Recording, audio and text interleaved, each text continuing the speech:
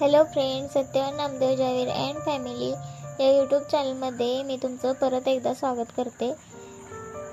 तर आज आपण जाणार आहोत कृष्णामाईच्या घाटावर असणाऱ्या श्री स्वामी समर्थांच्या मंदिरामध्ये। तर आपण आलेलो आहोत मंदिरामध्ये आणि तुम्ही बघू शकताय किती छान असं मंदिर आहे नदीच्या काठावरचं। तर बघू शकता तुम्ही स्वामी समर्थांची खूपच अप्रतिम अशी सुंदर अशी मूर्ती आहे इथं, आणि खाली पण छोटी मूर्ती आहे जी अभिषेक वगैरे घालण्यासाठी वापरली जात असते।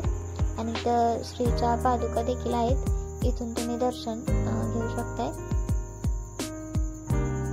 तर खूप सुंदर असं वातावरण आहे मंदिरातलं। अर्थातच मंदिरात आहे म्हणल्यावर वातावरण तर प्रसन्न असणारच, तुम्ही इकडे बघू शकताय। आणि एक मंदिर आहे त्याच्या आतूनच तुम्ही प्रदक्षिणा घालू शकता। ही मोठी श्रीरामांची प्रतिमा आहे, खूप छान आणि स्वच्छ असं सभोवतालचं वातावरण आहे, म्हणजे कुठेही अस्वच्छता नव्हती, छान आहे वातावरण।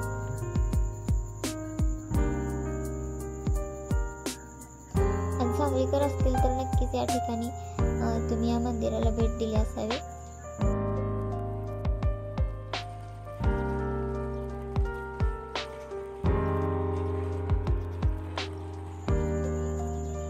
तर इथं देखील स्वामींची प्रतिमा आहे आणि इथं हा ब्लॅकबोर्ड आहे, याच्यावर नोटीस लिहिल्या जातात, म्हणजे ज्या काही सूचना आहेत महाप्रसादाविषयी अशा सगळ्या लिहिल्या जातात। आणि हा बाहेरचा परिसर आहे, तर खूपच प्रसन्न आणि निसर्गरम्य वातावरण आहे, खूप छान वाटतं या ठिकाणी आल्यावर। अक्कलकोट स्वामी समर्थ प्रतिष्ठान, माईघाट, सांगली। आणि इथे पण मंदिरच आहे मगाच्या मंदिरासारखं, इथे देखील स्वामींची प्रतिमा आहे। आणि इकडे हनुमान मंदिर आहे।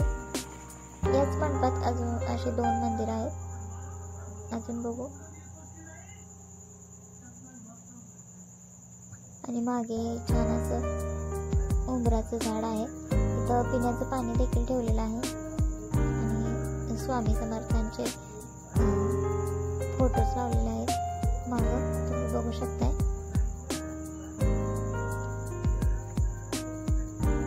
पिंपळाचं झाड आहे।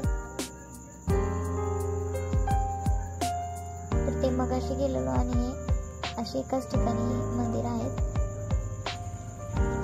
आणि इथे शिवलिंग आहे, शिवलिंग देखील खूपच छान आहे, तिथं आपण दर्शन घेऊया।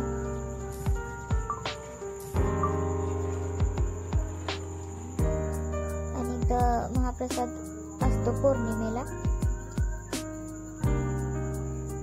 त्यामुळे पातेले वगैरे आहेत, तुम्ही बघू शकताय।